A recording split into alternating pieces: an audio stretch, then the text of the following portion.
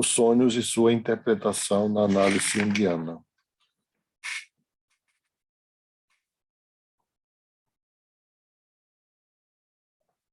Bom, chegou aqui o Bertone, seja bem-vindo. Hoje nós vamos estudar o sonho e sua interpretação na análise junguiana. Nós vimos na aula passada os sonhos minêmicos, vimos também os sonhos é uma palavra bem pouco usada, né? Aqueles que o sujeito tem uma parada respiratória. Vimos também os pesadelos. Não sei se vimos mais do que esses, porque eu acho que a gente viu só uma introdução da matéria, né? O início da matéria. E hoje nós vamos continuar com estes sonhos, na verdade, com outros tipos de sonhos, para a gente também pensar na análise junguiana, né?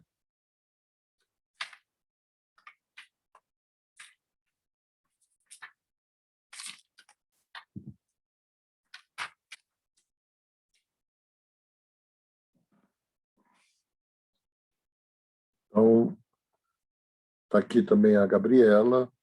Então, estou aqui situando que nós tivemos a compreensão de alguns tipos de sonhos na última aula, né? Sonhos que são resquícios de memória do cotidiano, sonhos que são catárticos, né? Que estão ali para realizar algum tipo de atividade catártica.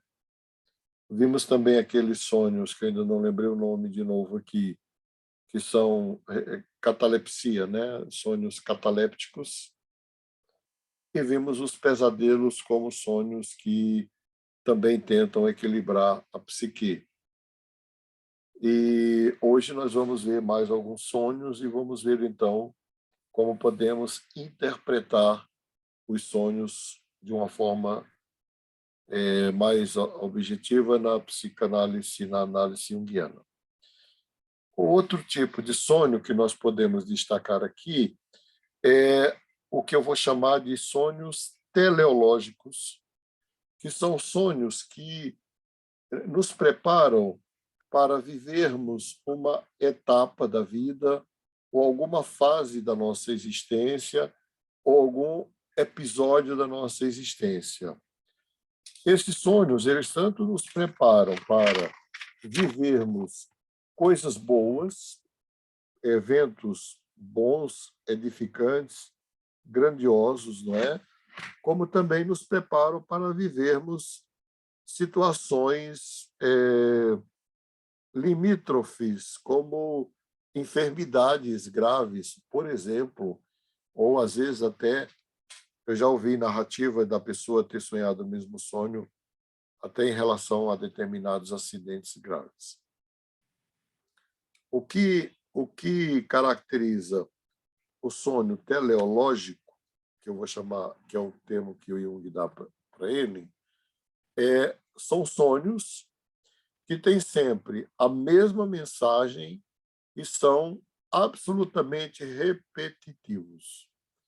É o mesmo sonho durante muito tempo, às vezes até dias, meses e às vezes até anos.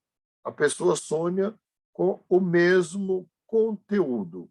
Pode mudar o cenário, pode mudar os personagens, mas o conteúdo é o mesmo. Então, na anamnese, né, nas primeiras entrevistas que eu faço com um paciente, uma das perguntas que eu faço para ele é: você tem sonhos repetitivos? Pode lembrar de alguns? Quando é repetitivo, a pessoa lembra na hora.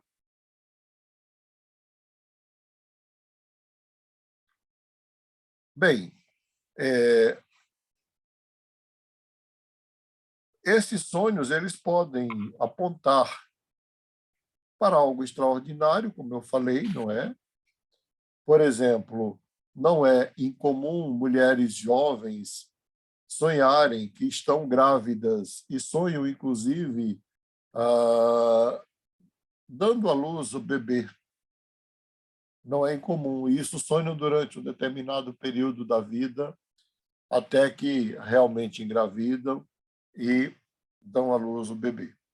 E Jung diz que esses sonhos eles têm uma função de preparar a psique para que o sujeito viva um determinado evento relacionado ou com as etapas do desenvolvimento humano, né? Eu colocaria aqui também os sonhos eróticos, especialmente os sonhos eróticos dos adolescentes, que são absolutamente naturais e necessários. E eu colocaria aqui também, né, determinadas visões, fantasias que as pessoas têm repetitivas acerca da própria vida, acerca de si mesmo. Mas o que é interessante é que esse tipo de sonho ele também pode preparar a pessoa para viver um episódio trágico, como um acidente ou uma doença, ou às vezes até a morte de um ente querido. Não sei se alguém aqui já teve pode lembrar de algum sonho repetitivo. Não precisa nem contar se não quiser, mas só para ver se vocês identificam esse tipo de sonho. Já teve, Bertoni? Tá. Tá. Quando o sonho se refere a um aspecto negativo, né, nem sempre este sonho teleológico ele aparece de forma explícita para o sonhador. Ele pode aparecer, por exemplo, como a perda de algo precioso.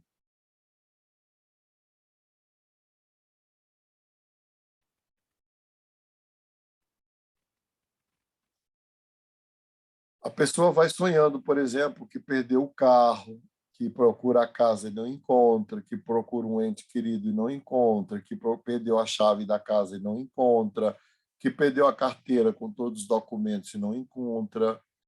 E o sonho é sempre marcado pela busca imensa daquele objeto e a sensação de perda.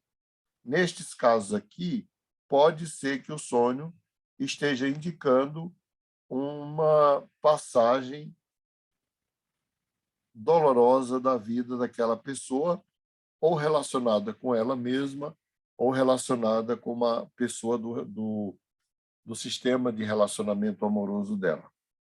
Isso a gente vai ouvindo ao longo do tempo no consultório psicológico. Você vai ouvindo, ouvindo, ouvindo ao longo do tempo. Então, não é muito incomum você sonhar, não só você sonhar, como você ouvir esses relatos aí, não é? Da pessoa está sempre passando por aquela situação de que está perdendo alguma coisa e, na verdade, não se trata de perdas objetais, se trata de perdas de coisas mais significativas, como a própria saúde. Esse sonho é fácil, né? Está claro, não está? Está tranquilo, está claro. O outro tipo de sonho, que é chamado de sonho lúcido, que ele não tem propriamente uma interpretação, né? O sonho lúcido, a gente viu mais ou menos rapidamente na última aula, é aquele sonho em que você está plenamente consciente durante todo o ato de sonhar.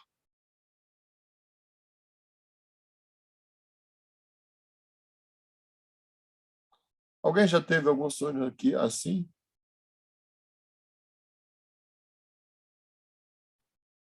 Você sonha e, durante o ato de sonhar, você tem consciência que está sonhando. E, às vezes, você pode acordar no meio do sonho, dormir e continuar o sonho. Curiosamente, você pode continuar o sonho depois que você acorda e dorme. Este sonho não tem assim uma interpretação, um significado específico.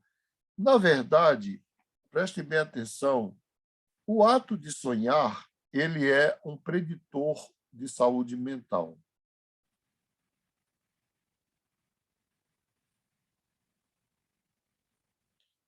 Porque vocês sabem que o sono tem 4 fases, não é?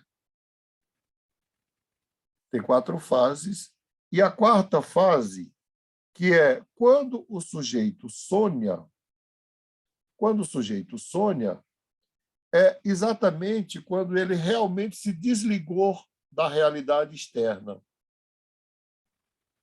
E aí, para a mente continuar funcionando, já porque ela não suporta o caos, quando você desliga completamente da realidade externa, a tua mente liga à realidade interna. Então, coisas que a gente precisa pensar.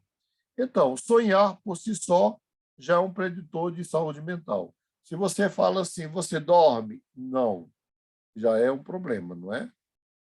Não dormir já é um problema grave, né? Porque a gente não dorme por acaso, a gente dorme por necessidade do organismo de fazer todo o processo metabólico funcionar e as trocas do organismo e o nascimento de células e morte de células, enfim.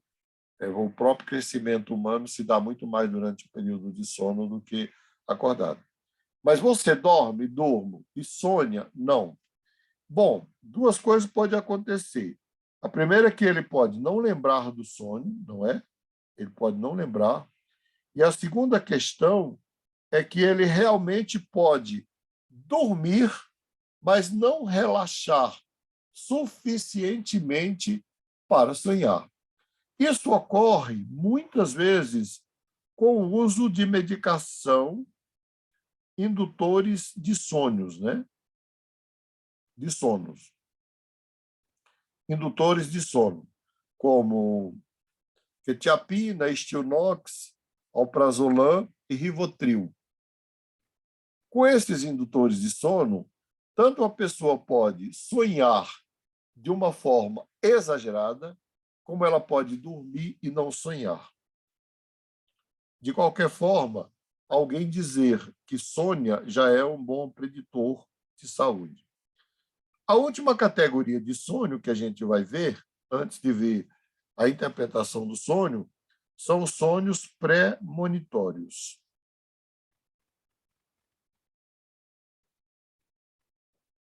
Ou proféticos, né? Esses sonhos, eles têm 2 características muito interessantes. Primeiro é que eles são absolutamente raros. Ninguém sonha um sonho premonitório todo dia, todas as noites, várias vezes durante a vida. São eventos raros na experiência de alguém enquanto sonha. A segunda característica desse tipo de sonho é que a pessoa não distingue, quando acorda, ela não distingue a realidade da fantasia. Quando alguém tem um sonho premonitório, ao acordar, ela fica em dúvida se ela sonhou ou se ela viu mesmo aquele fato. A terceira característica do sonho premonitório é a necessidade de contar o sonho para alguém.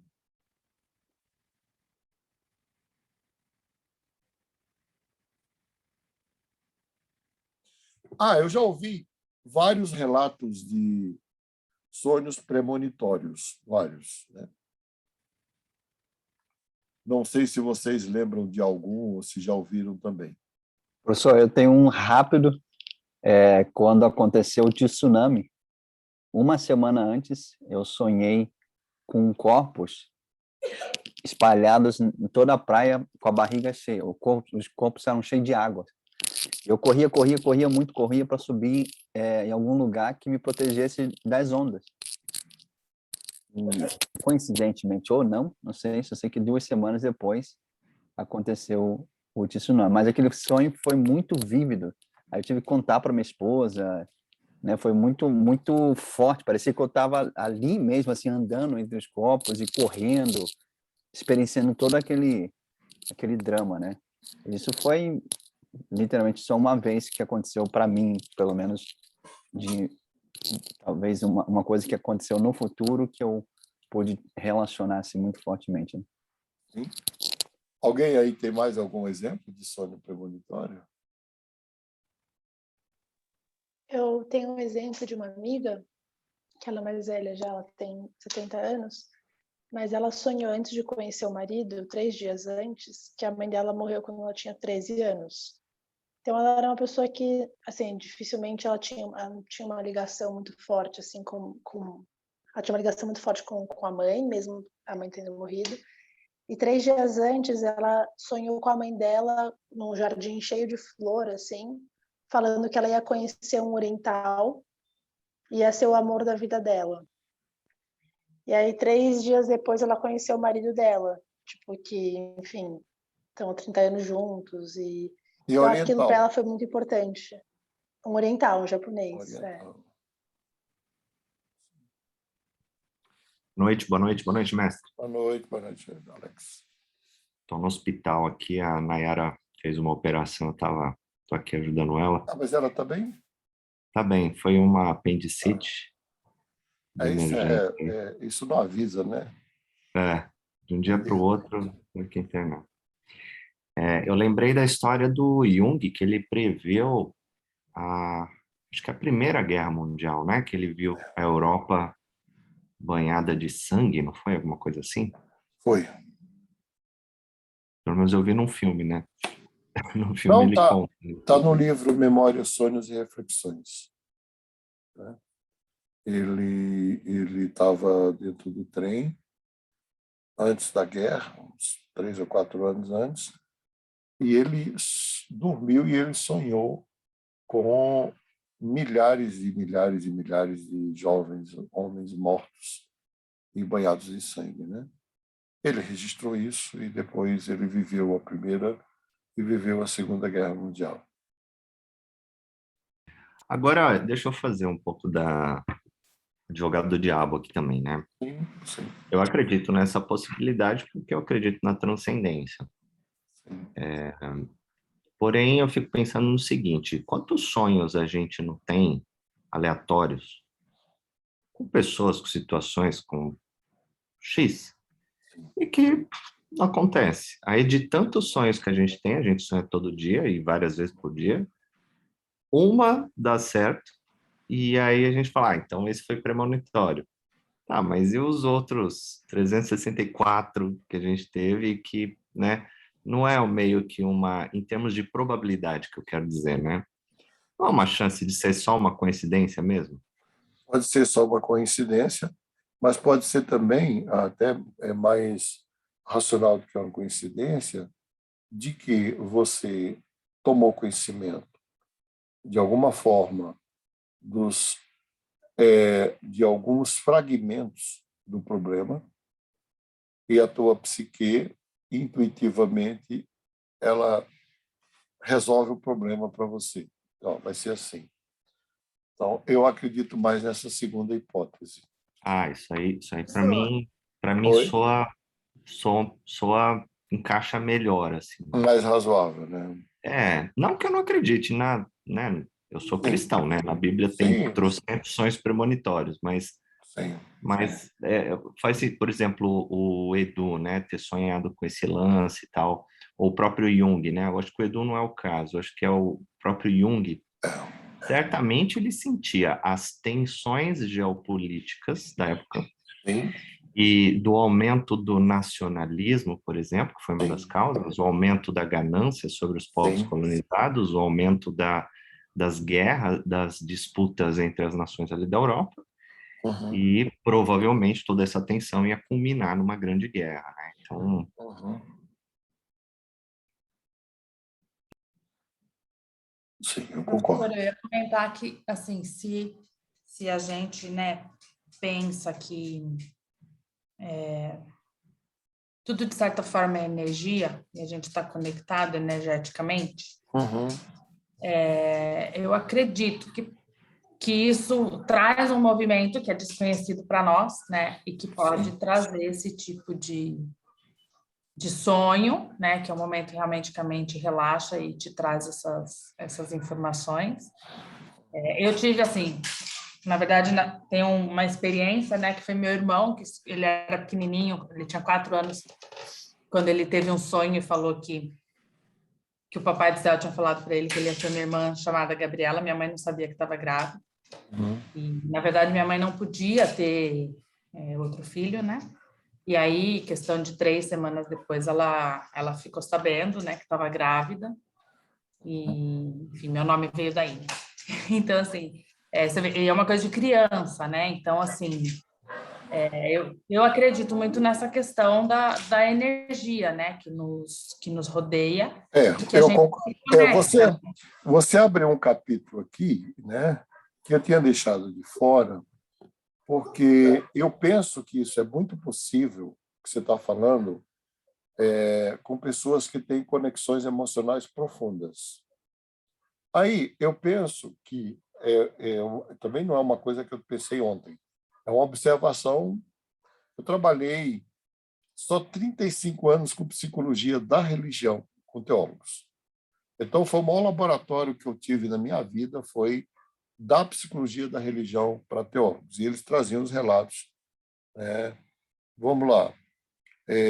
E aí, como eu vou fazer alguns relatos, eu vou depois explicar a minha perspectiva, que é semelhante à sua. É igual. Uma muito interessante, uma que me chocou bastante, né? Que foi um rapaz morava lá, estava aqui em São Paulo, né? Estudava no Seminário José Manuel da Conceição, e a mãe dele morava no interior de Minas. E uma noite ele ouviu a mãe chamá-lo. Ele morava num andar alto e ele desceu várias vezes, foi até a porta do apartamento e abriu a porta, porque ele ouviu a mãe chamando. Naquela época não tinha e-mail, nem internet, nem celular, então as coisas demoravam, as notícias demoravam para chegar. Logo cedo, ele recebeu a notícia que a mãe dele tinha morrido.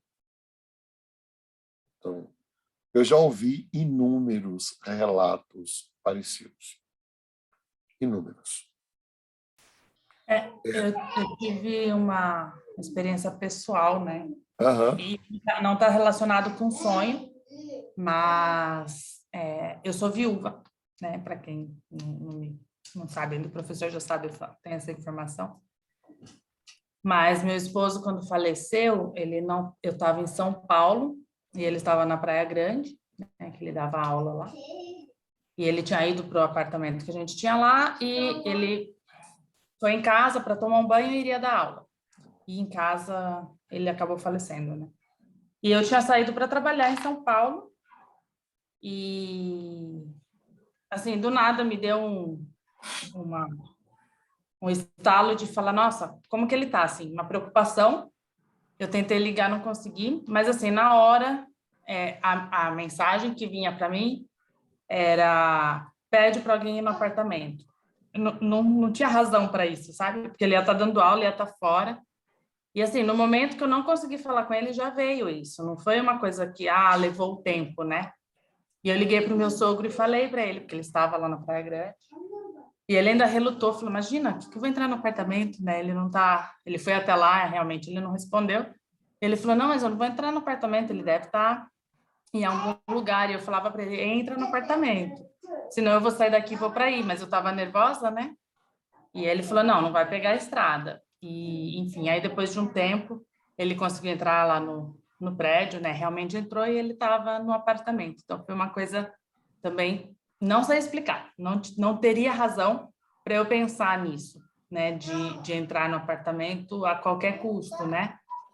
E, então, assim, são intuições, né?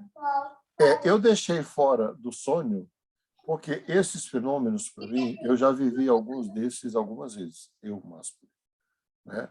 Eu vou citar dois aqui que são muito recente, né? Tem, na verdade, vai fazer 12 anos, né? Há 12 anos atrás, a minha filha ficou grávida e eu sonhei que ela teria um menino. E eu falei para ela, você vai ter um menino. Ela falou, pai, Deus é que sabe se é menino, se é menino. Eu falei, mas eu vi o rosto dele. Eu vi mesmo o rosto do bebê. Eu não vi, eu vi o bebê como se ele tivesse nascido e vi o rosto dele. E ele estava sorrindo. E aí a minha filha falou assim, pai, eu já estou... Era psicóloga também, essa menina. Pai, então viajante, eu já sei que tu viaja e tal, tal, tal. Ela fez depois o ultrassom, deu que era um menino. E quando ele nasceu, no momento em que ele foi apresentado, para a primeira pessoa que ele foi apresentado no vidro do hospital, foi para mim, e ele sorriu. E ele tem uma relação muito profunda comigo, muito profunda. Ele me conta tudo dele, todos os sonhos dele, todas as coisas dele. É a conversa pessoal desde bebê. Desde bebê. O mestre, o Jung, Calma, né? ele estudou paranormalidade, não chegou a estudar alguma coisa? Chegou. Mas eu não diria que estudar. O Jung excluiu a possibilidade do para. É aí onde eu queria me conectar aqui com todo mundo. Porque se a gente coloca o para, novamente a gente coloca fora da experiência humana. Na verdade, isso aqui se explica por meio da possibilidade da comunicação de inconsciente para inconsciente, que é a comunicação não verbal, que a gente não percebe, mas a gente comunica muito mais de forma não verbal do que de forma verbal. Por exemplo, um bebê, ele reconhece, ele aprende a reconhecer até 7.000 expressões faciais da mãe. 7.000 expressões. Fala. Mas eu queria entender, definir um pouco melhor isso, porque, por exemplo, o fato da microexpressões faciais Sim. é um dado científico, materialista, vamos dizer assim. Isso. A biologia, ela explicaria isso. Porém, a questão do relato da Gabi e outros relatos, não, pelo menos não no atual estágio da ciência. Eu lembro, por exemplo, de um estudo que estavam tentando identificar o tal do feromônio e colocaram uma mulher atraente numa sala grande e tal, deixaram ela ali, fizeram não sei o que lá. Aí saíram e pediram para homens entrar e falaram, escolha qualquer lugar lá. E, estatisticamente falando, grande parte foi sentar justamente onde ela estava sentada. Tal. Tem esses negócios aí. Até onde é a riqueza da... Deixa eu tentar definir melhor a pergunta. Você está falando deixa eu tentar formular a pergunta de novo.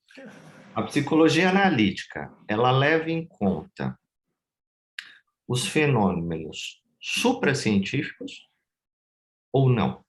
Porque se você fala de Não microexpressões, tem, a gente está mas falando de não, ciência. mas A não tem ciência não está... mais. Mas não tem mais esses fenômenos supracientíficos. É isso que eu queria falar. Aqui Tá.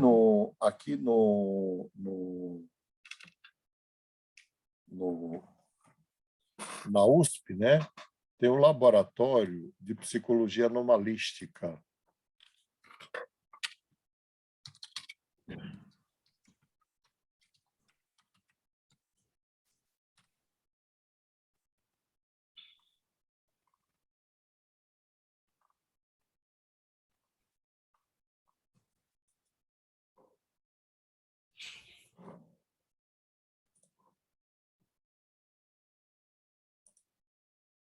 Eu vou ver se eu...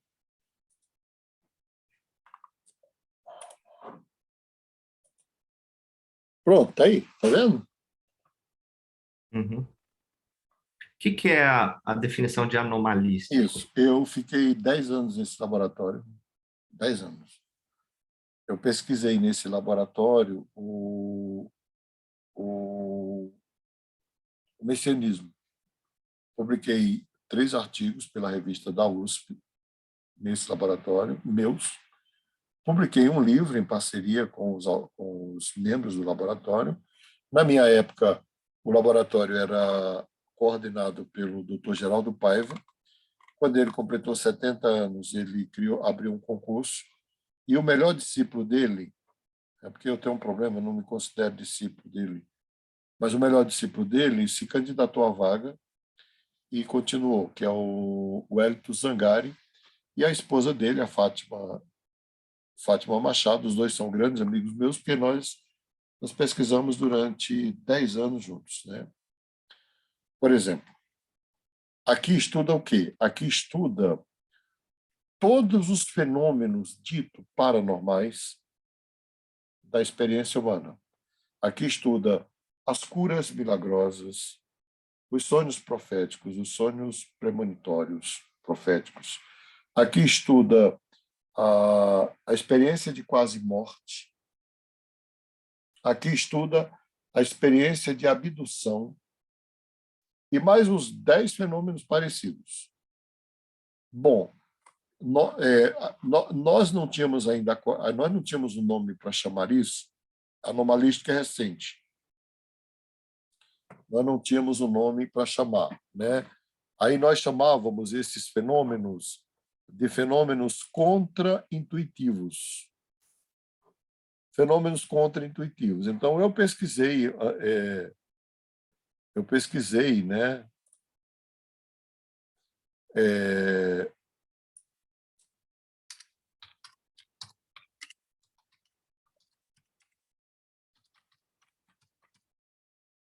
Eu pesquisei alguns fenômenos contra-intuitivos lá. Eu não sou muito chegada a paranormalidade, essas coisas. Eu nunca estudei isso, não.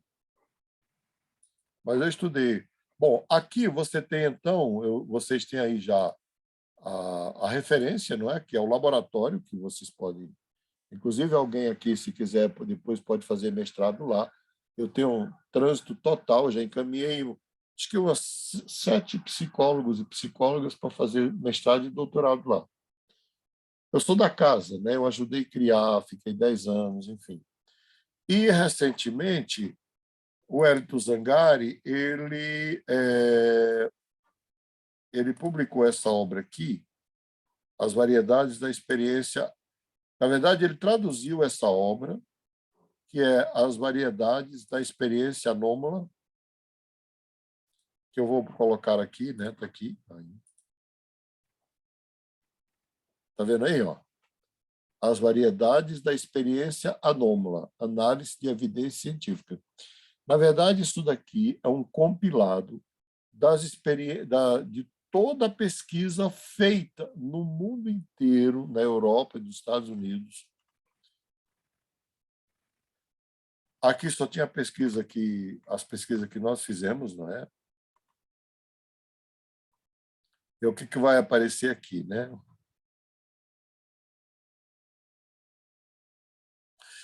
São experiências que fogem à regra, por exemplo, alucinações, fenômeno sinestésico, a cura anômala, a experiência mística, o sonho lúcido, a experiência de estar fora do corpo, chamado de metempsicose, né? Chamado que o pessoal fala de vida passada, enfim. Bom, nós chamávamos isso aqui na época, porque eu fiquei lá de 2000 a 2010. Esse laboratório que eu coloquei aqui, ele foi criado bem depois. Nós chamávamos estes fenômenos todos aqui de experiência contra-intuitiva. E dentro das experiências contra-intuitivas, eu estudei 2. Eu estudei a conversão, inclusive eu publiquei um livro chamado A Conversão Religiosa, né? é o título do meu livro, está em português. Publiquei junto com o Geraldo Paiva e Edênio Vale, que são os melhores psicólogos da religião do Brasil, todos já estão com mais de 80 anos. E junto eu fiz uma pesquisa. Qual é o nome? O sobrenome é Paiva. Qual é o nome? Geraldo José de Paiva. Geraldo. O que assumiu o lugar dele é o Wellington Zangari, a esposa do Wellington é a Fátima Machado, e o outro grande psicólogo da religião, com quem eu fui parceiro durante muitos anos, é um padre católico que foi discípulo do Hastings, que é Edênio Vale. Eu tenho um livro publicado junto com o Edênio e com o Geraldo Paiva. Eu cito isso para vocês verem o nível da pesquisa que eu fiz, né? Eu pesquisei a conversão religiosa, não é? E pesquisei a experiência fundante, que seria semelhante à conversão religiosa, em pessoas não religiosas ou de religiões afro.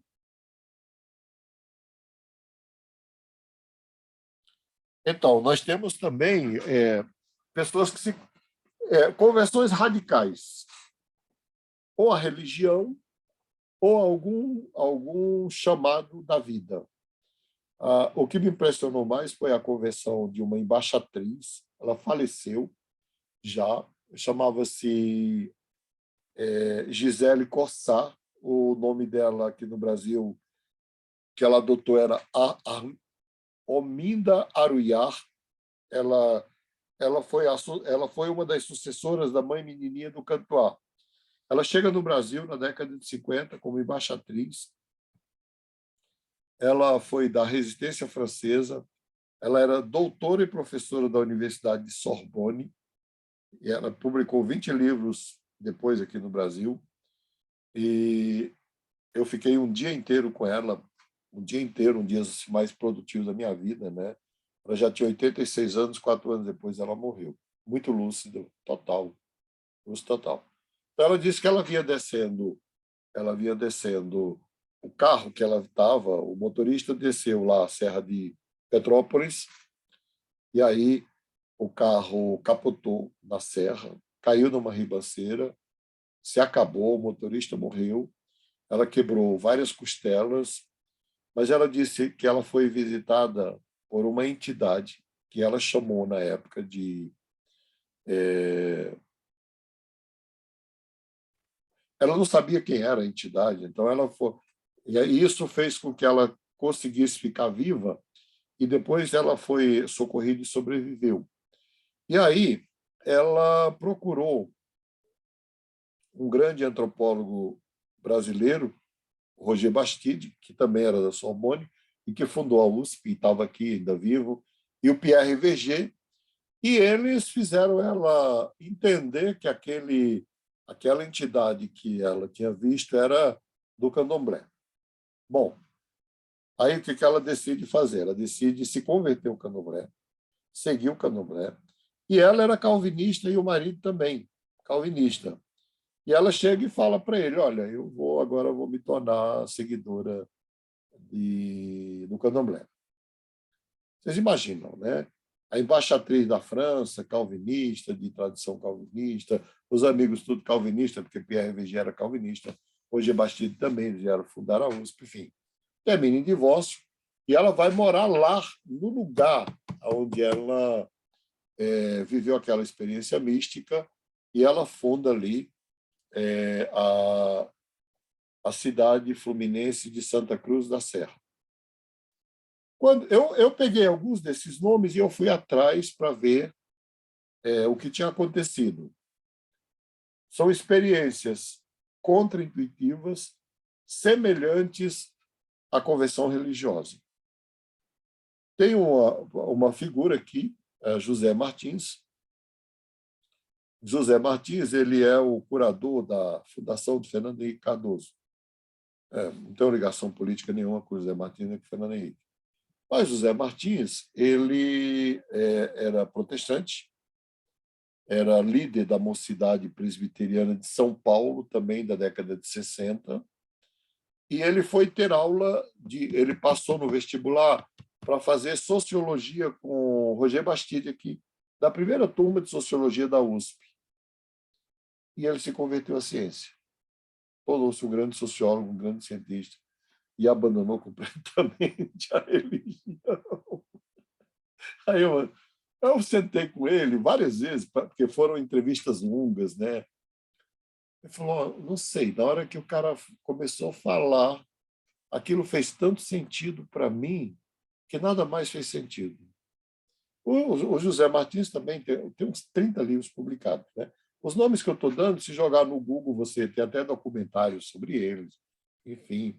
E um outro, infelizmente, eu não vou lembrar o nome, ele era ateu, e teve uma experiência tremenda, infelizmente eu não vou lembrar o nome, ele é um dos pioneiros, ele é um dos grandes nomes de trabalho com crianças com necessidades especiais no Brasil. Por isso que eu digo que, infelizmente, talvez não consiga lembrar o nome. E uma das pessoas que eu entrevistei também foi o Dr. Augusto Nicodemos Lopes, que é muito conhecido no meio evangélico. E ele era líder de quadrilha, lá, quadrilha mesmo, de quadrilha marginal, em Recife, quando era jovem, e ele teve uma experiência mística e se tornou quem ele é, que é o nome também. Eu peguei 10 expoentes da religião, da ciência e de experiências não. Eu tenho toda essa documentação comigo, todos os relatos, enfim. Bom, essas experiências elas estão dentro do que hoje é chamado nas grandes universidades do mundo, porque nesse livro você tem representado o laboratório de Harvard, laboratório de Michigan, laboratório de Iowa, de Stanford, de Princeton. Então as publicações estão aí neste livro, né? As variedades da experiência anômala. Bom, voltando lá para o início da nossa conversa, como é que a gente pode entender, por exemplo, essas comunicações que ocorrem nesse nível com pessoas. Primeiro que eu observei isso nos últimos 40 anos, que, na verdade, eu fiquei 35 dando aula para teólogos. Então, eu dei aula para teólogos, para vocês terem uma ideia, eu dei aula para teólogos de 1982 até 2018. Eu estrei na academia dando psicologia da religião. Acho que foi por isso que eu terminei me tornando junguiano. E eu dei psicologia da religião, sempre atualizando todas as pesquisas, tudo. Então, a observação que eu faço é que só ocorre esse tipo de comunicação, por exemplo, profunda, né, de pessoas que se relacionam profundamente. Ninguém vai sonhar, ou ver, ou sentir, ou imaginar que alguém está precisando de socorro, ou de ajuda, ou até está partindo, né, de pessoas desconhecidas. É muito raro. É sempre mãe, é pai, é filho, é marido, é irmão, é irmã, é o amor, é a avó, é o avô, mas sempre de pessoas que se relacionam profundamente. Quando a gente pensa nesse nível, a única explicação que a gente pode ter é que, na verdade, se trata de uma comunicação profunda, não verbal, possivelmente de inconsciente para inconsciente. Isso não é metafísica. Nós nos comunicamos de inconsciente para inconsciente, especialmente quando você se relaciona com alguém ou quando você só vive um processo de análise longa, você, o analista e você se conectam, e é por isso que eu até brinquei no início do curso e falei que muitas vezes eu interpreto muito mais a sensação, a emoção, o sentimento do que a palavra, exatamente por causa dessa comunicação.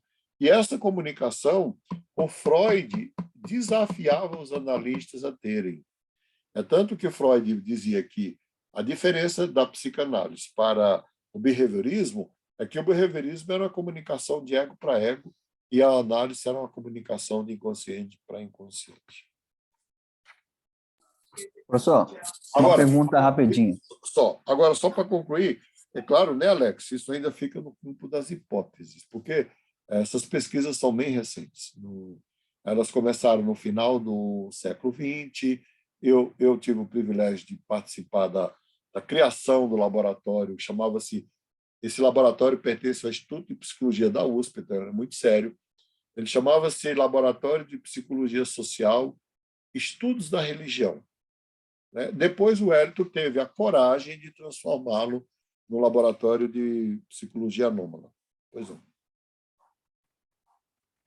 A pergunta seria se...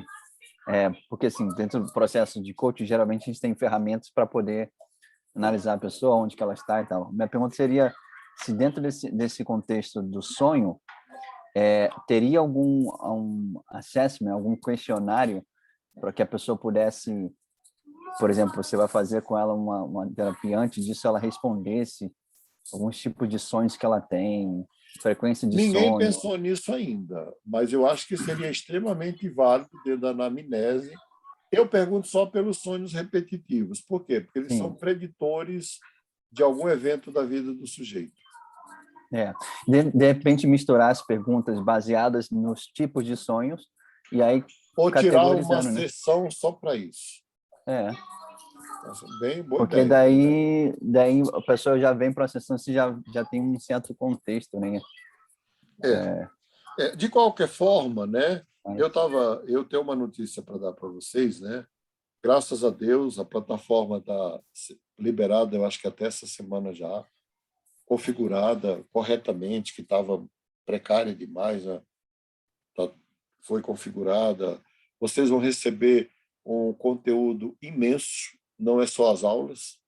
Além das aulas, vocês vão receber outros vídeos, vão receber audiobooks, vão receber... enfim, para cada item que eu dei, tem mais 3 ou 4. É uma boa notícia e, ao mesmo tempo, é uma notícia de que vocês vão ter que estudar bastante depois que terminar aqui, não é? A outra notícia é que nós estamos chegando ao final dos 2 cursos. Eu fui ver, essa é a 11ª aula, a outra já passou de 11ª, então eu penso levá-la até o dia 14. Se todos toparem. Na aula que vem, na semana que vem, a gente encerra, no dia 14 a gente faz uma avaliação juntos dos problemas, das dificuldades, enfim, e também daquilo que foi positivo para nós, né? Então já vai ficando aqui um sentimento de saudade, mas também já estamos no Natal praticamente, né? Estamos chegando em dezembro, enfim. Mas vocês vão ficar bastante impressionados com o conteúdo. Nessas 2 disciplinas, quem pesquisou o conteúdo fui eu, quem alocou e colocou lá fui eu. Então, vocês vão receber um conteúdo que dá um curso de Jung completo para cada disciplina. Se tiverem determinação, né? Eu até estava pensando aqui, como o conteúdo é muito longo, de sugerir que escolham o melhor que tem lá. E talvez você não tenha tempo de fazer tudo, mas escolha o melhor, né? Você vai entrar e vai poder acessar os vídeos, não é? Os vídeos eu pesquisei e postei, não são da minha autoria, porque lá você tem inclusive vídeos do próprio Jung, mais de um vídeo do próprio Jung falando, e vídeos dos grandes discípulos junguianos, enfim, não é? Bom, então nós estamos cumprindo nossa jornada. Aí, para terminar a aula, né, que nós já estamos aqui, um roteiro para a interpretação do som. Então, primeira coisa, eu vou dar só um item hoje, um roteirinho que eu fiz aqui, com 7 itens. Hoje eu vou dar a aula que vem, que é a última aula, eu dou os outros 6. O primeiro ponto que é preciso você conhecer profundamente é a biografia do sonhador. Esse é o primeiro ponto. Jung vai dizer que nenhum sonho tem sentido fora do contexto da existência do sonhador. Então, sempre que eu dou conferências, eu viajo, Eu viajava muito antes da pandemia, espero voltar a viajar muito depois. Aí eu dou uma conferência, termina, tem 2 ou 3 pessoas com sonhos prontos para interpretar. Doutor Másculo, olha, este sonho me acompanha. Eu agradeço, pego, levo comigo, depois entro em contato e falo para a pessoa, olha, eu não vou poder interpretar teu sonho, porque eu não conheço a tua história. Não faz nenhum sentido. E aí, a gente pode dizer, então, que interpretar sonhos a partir do Dr. Google não tem sentido nenhum. Nenhum. Os elementos que aparecem no sonho têm a ver, embora no sonho eles tenham um sentido específico, mas eles têm a ver com a história de vida do sonhador. Eu vou contar aqui um fragmento de uma análise. Só tem um tipo de sonho que foge a essa regra.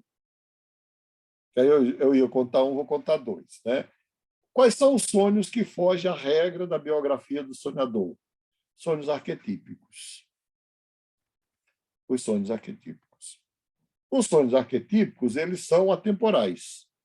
Então, em todas as gerações, as pessoas podem ter sonhos parecidos, semelhantes ou iguais. Mas, tirando os arquetípicos, que também são raros, né? Assim, as pessoas saem procurando, faz Jung sai procurando arquétipo por aí. Não, isso é besteira. Arquétipos emergem muito raramente da experiência do sujeito, da consciência do sujeito. Mas voltando lá. Eu atendi uma determinada paciente que ela sonhava o tempo todo que ela estava sendo levada por uma enxurrada. Era água de chuva, água de tempestade, água de rio, e era uma coisa assim desesperadora para ela. Ela escreveu uns 2 cadernos registrando dezenas de sonhos iguais. Claro, naquele momento ela estava dentro de uma situação de risco psíquico, não tem a menor dúvida. Mas eu desafiei esta jovem, na época uma jovem, a pesquisar se, durante o processo de vida dela, ela não nasceu na margem de um rio. E, dito e feito, ela nasceu na margem de um rio, no interior da Bahia, um rio caudaloso, e como ela vivia na margem, era próxima do rio, ali, quando o rio enchia, todos eles viviam aquela experiência de terror de que o rio poderia transbordar e matar todo mundo. Então, veja bem, o inconsciente dela vai lá, traz o rio com toda a experiência de medo no momento em que ela está com risco grave de saúde física e mental. Então, não é aleatório, estão entendendo? Assim, é claro que o sentido do rio aqui no sonho agora é um, mas lá atrás tem a experiência do rio cheio, enfim. Então, estou falando isso para dizer, não faz sentido nenhum interpretar um sonho sem conhecer os fragmentos da vida, da biografia, da história. Por isso que lá no início do curso eu falei, olha, isso aconteceu hoje comigo. Tem alguns pedidos assim muito urgentes, né? Eu praticamente não tenho tempo mais, horário para atender, mas vem aqueles pedidos urgentes, aí eu atendo. E aí, hoje eu atendi alguém pela primeira vez, alguém que está dentro de uma síndrome de burnout, um senhor. E aí, depois, no final da sessão, eu falei, eu quero que você me traga na próxima sessão tua árvore genealógica. Isso eu peço sempre para a segunda sessão. Por quê? Eu preciso saber quem é a pessoa. Preciso conhecer a história da vida da pessoa. Entender. Porque eu não tenho depois como fazer interpretações se eu não conhecer profundamente. É claro, não é só a árvore genealógica que vai me dar a história dela, mas eu tenho que ter paciência para ir construindo o quebra-cabeça da história dela. Um exemplo de sonho arquetípico. Alguém está com 39 anos de idade e sonha com 39 anos de idade, que tinha um ovo de avestruz chocando no sol e que o ovo estava pulsando.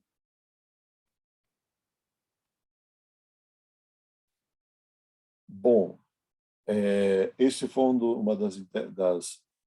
Hoje, nós não chamamos mais de interpretações, a gente chama de amplificação, tá?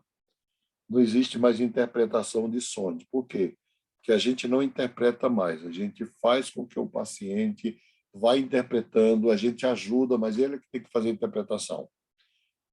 Esse é um sonho arquetípico, ele não tem muito a ver com a biografia do sujeito. Se você pegar e for procurar, e eu fui procurar, a ideia, o ovo estava no sol. Um ovo pulsando no sol. Curiosamente, por que eu falei a história de vida dele? Porque o ovo pulsando no sol trazia a mensagem, a ideia de que alguém estava aprisionado e precisava romper as cascas para poder nascer. Que era exatamente como aquela pessoa vivia. Exatamente. Mas esse sonho, embora possa se relacionar com a biografia do sujeito, mas o tema do sonho é renascimento, é ressurreição, é morte, é regeneração, é recomeço, enfim. O fato é que interpretar sonhos é fascinante, não é? Eu deixei uma classe de sonhos fora dessa unidade aqui, porque eu acho que vocês poderão tê-la depois, e eu acho que não seria apropriado dar aqui agora, no início do curso, que são os sonhos cujo tema central é a morte, ou do sonhador, ou de alguma pessoa ligada ao sonhador. E aí eu vou ter o filme Os Normais, né? Não sei se alguém aqui assistiu Os Normais, eu assisti, gostei demais daquela. E aí tem uma hora que a moça lá fala: olha, eu sonhei que eu estava atravessando um túnel luminoso e tinha uma luz no fundo. Aí ela fala assim: quando você sonhou com isso, você votou, eu votei. Ainda bem, se sonhar com isso não vai porque é uma roubada. Mas tem livros mesmo, tem vários livros já publicados sobre o tema da morte no sonho de alguém. Mas fica para outro capítulo. Na aula que vem, eu vou continuar com o roteiro de interpretação dos sonhos. Alguma questão?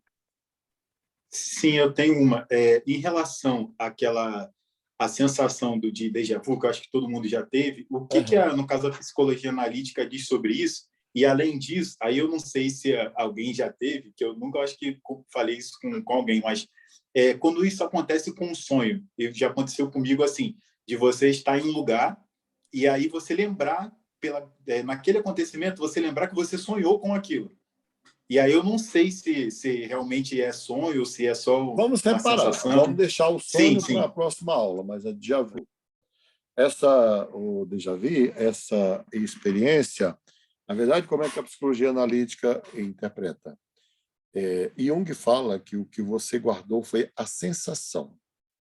Na verdade, você tem uma memória, uma sensação guardada na sua psique, em algum lugar, e aí um evento externo, seja ele qual for, traz aquela memória de uma sensação de volta. E, ao sentir aquilo, você projeta no ambiente e diz: eu já vivi isso alguma vez. Você não viveu aquele fato, você viveu só a emoção que está guardada.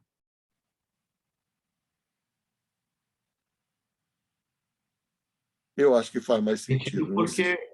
Faz sentido porque a nossa experiência é sinestésica, né?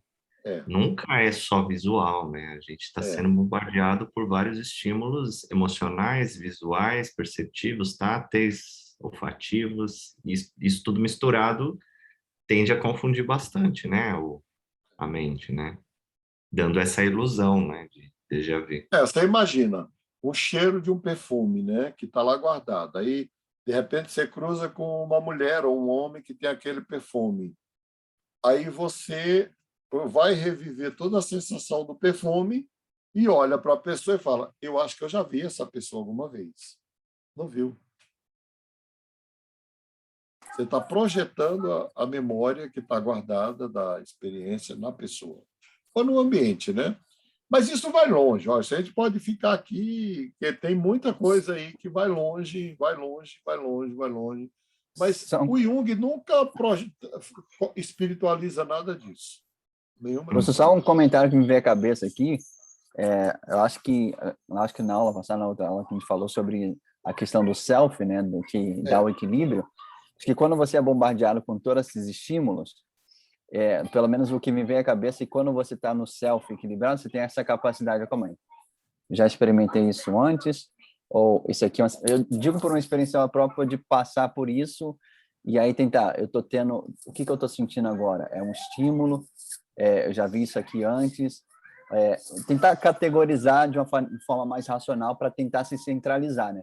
Senão, se você só absorve o estímulo e você atua naquele estímulo ali e você vai embora, né? Você acaba ou acusando pessoas ou tomando decisões precipitadas porque você só recebe o estímulo e acaba atuando. Quando você está centrado ali no self, fica mais fácil tomar decisões, né? Gente, uma boa noite para vocês, um grande abraço.